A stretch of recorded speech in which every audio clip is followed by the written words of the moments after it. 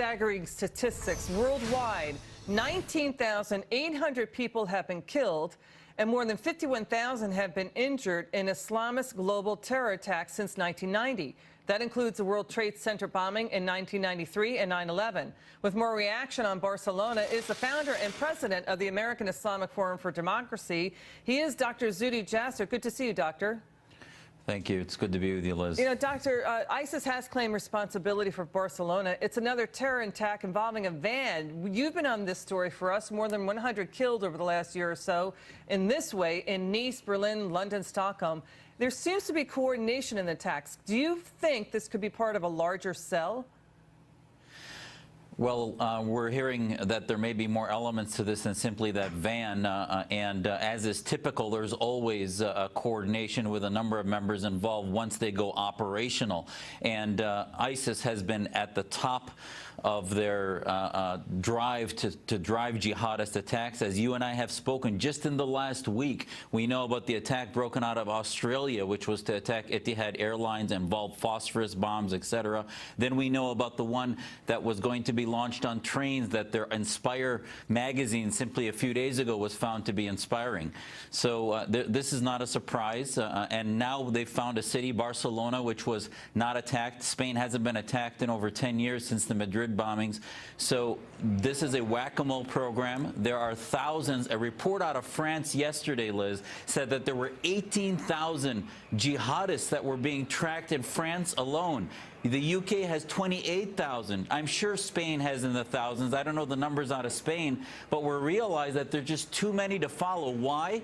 We're not following the ideology. And as we learn more, I'm pretty confident we're going to see that these folks were connected to Islamist ideology. You know, your point is well taken. And you're saying the jihadis number in the double-digit thousands in countries like France. I think the intelligence and other forces there number in the thousands.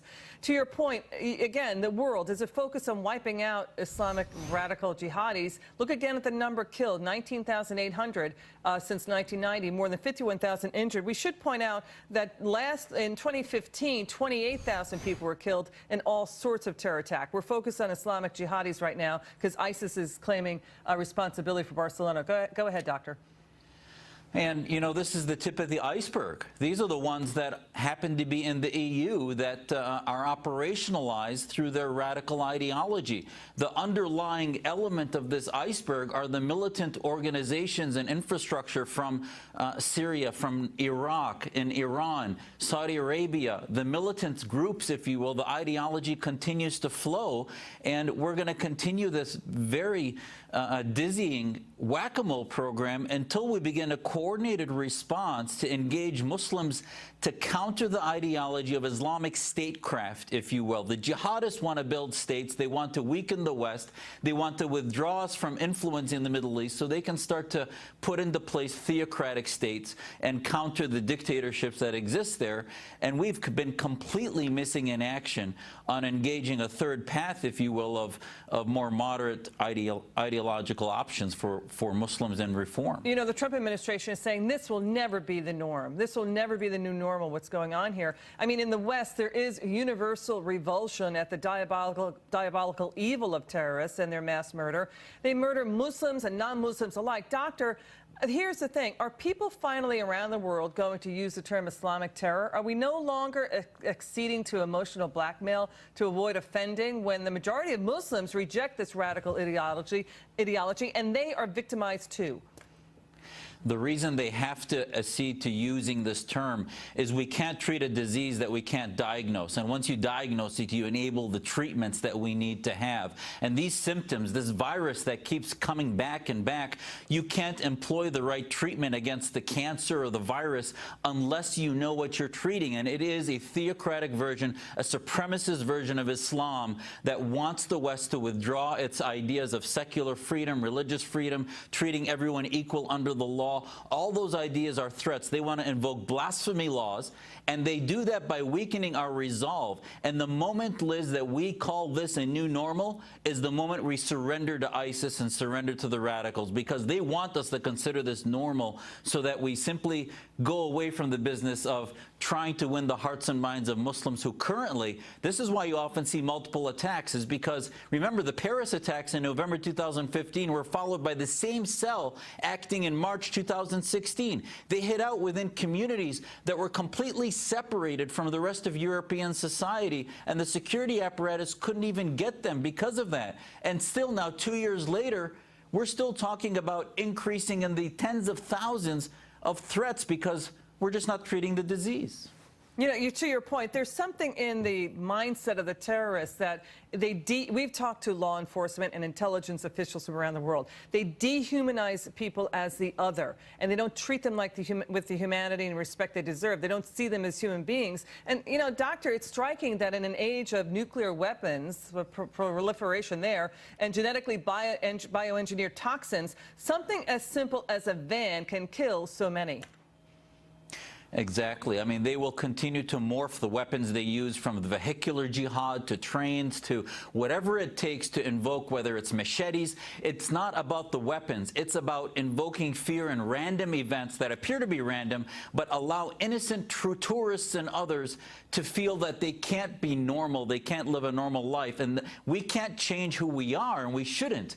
But if we're going to counter that, we need to look at the precursors before they get militarized. We need to look at the precursors of the groups that say that Muslims are victims of bigotry, that they don't fit into society. All of these memes, if you will, that tell Muslims that they can't live happily as free-thinking Muslims in the West, that radicalizes them and begins them on the course of radicalization and creates the separatist idea that then makes them fodder for operationalizing into a van, into killing innocents and dehumanizing them in that last step where non-Muslims become simply dehumanized individuals that they become targets. You know, to your point, Oxford University looked at the background of terrorists, and they found that the majority of them are university trained. They become engineers or doctors. But, sir, these are decentralized and lethal, very dangerous terror networks. They've got franchises all over the world, and they're using the benefits of capitalism to do their plots. You talked about it, laptop and smartphone devices being turned into bombs,